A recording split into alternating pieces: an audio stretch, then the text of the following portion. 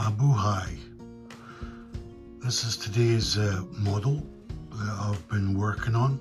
I got it in 2023 second hand. I think it cost about £9 or thereabout.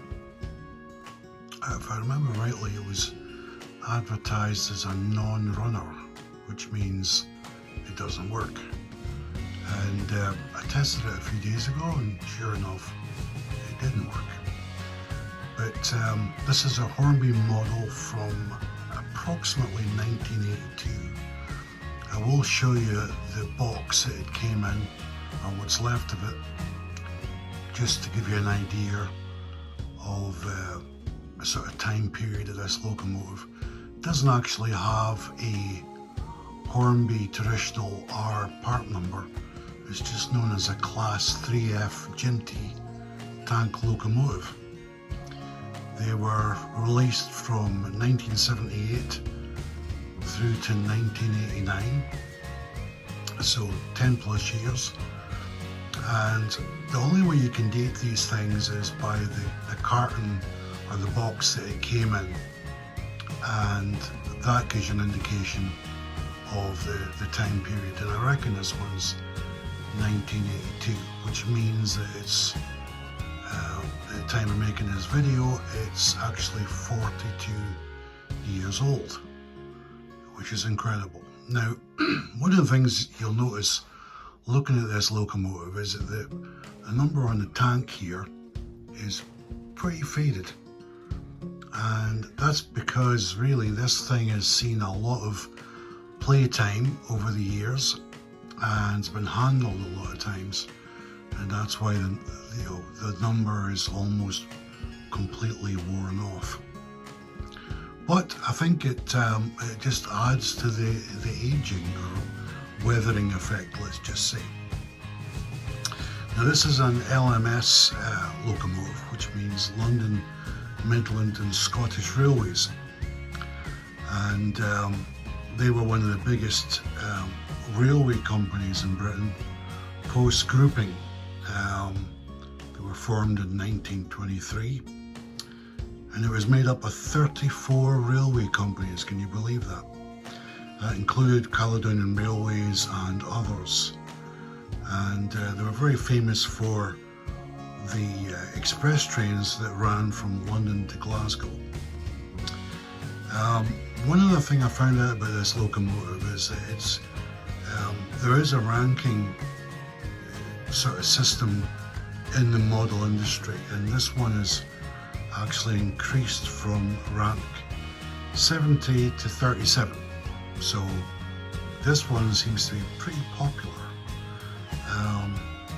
The designer of the original locomotive was a guy called Sir Henry Fowler, and this locomotive in real life actually weighed 50 tons, which is pretty interesting. Now, one other thing I did research about this locomotive was that Hornby actually produced 74,800 of these locomotives during that 10 plus year period, which is incredible.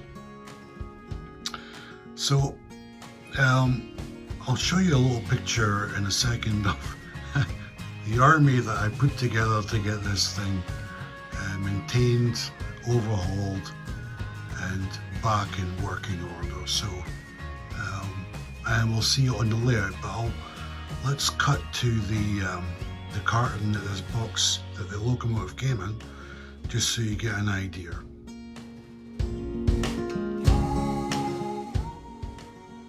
Okay, this is the box that the locomotive came in, and as you can see, it's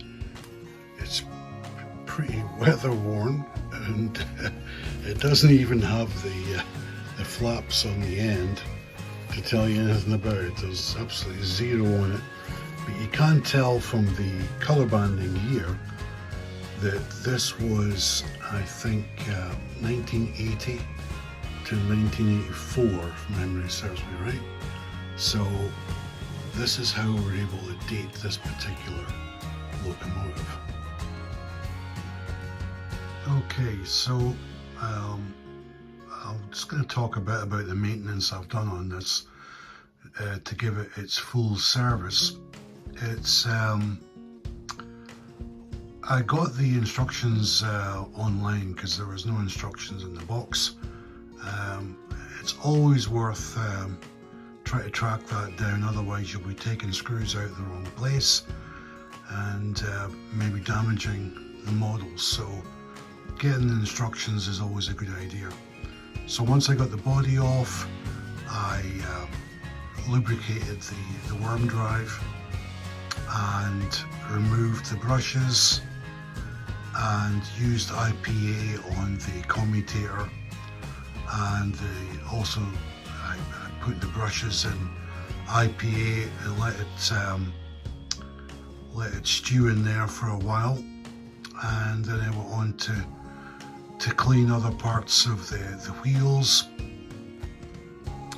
And once I put everything back together again, I oiled the con rods and the axles, and I'm really pleased to say she's going fantastic now. I'll just show you in a second.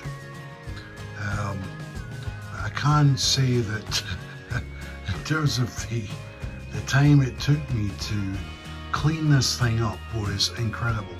I think I went through about 100 cotton buds on this locomotive. I tend to think this has never ever been serviced in its 42 years life. It's certainly been used a lot, but yeah, it's one of my favorite locomotives now because it runs so nicely. I actually noticed that it's missing a handrail. It should be from the front of the locomotive to the, if I can kind of show you it, let's see, just there's a hole here and another hole here, so there should be a handrail there, so I'm going to make one and fit that in probably tomorrow. But let's move on to see how she runs. Alright, let's give her a bit of a running session, see how she is now performing.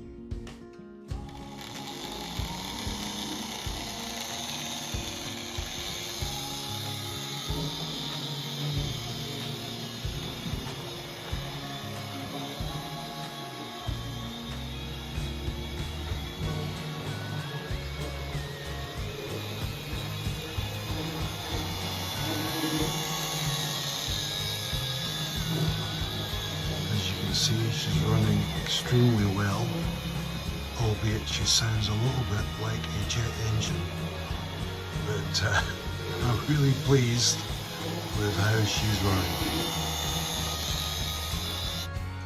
Okay, we're going to test the crawl on this LMS Jinty to see if she has any crawling, slow moving ability. So I've got her on, I've got the power controller on half power. So let's just slowly put the speed up, and you can see the con rods are moving. And that is incredible for a locomotive that's around 42 years old to be doing a slow crawl like that. That is fantastic. Just put the speed up a bit further.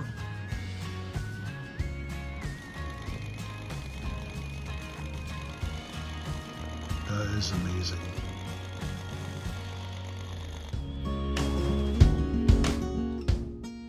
Okay, I've set up some passenger coaches for her. So let's see. Let me get the speed down a bit slower. Let's see how she looks running with the coaches. We'll do a slow couple at the station.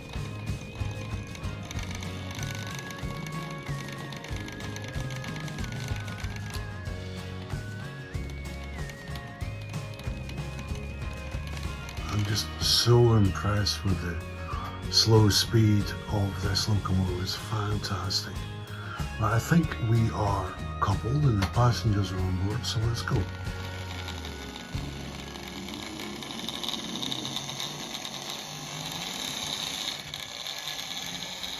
Slight stutter there on the points.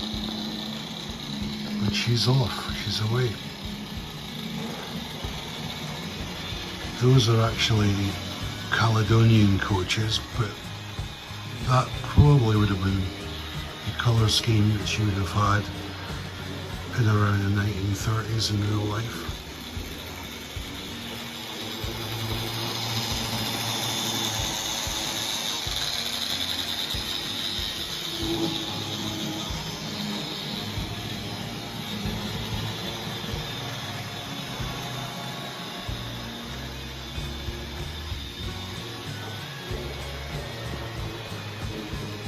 See if we can stop her at the station.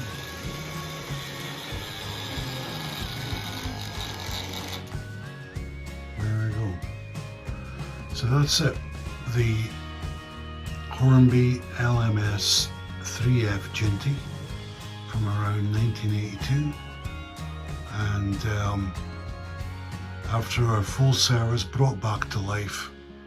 And I'm very, very pleased with it. Hope you enjoyed the video.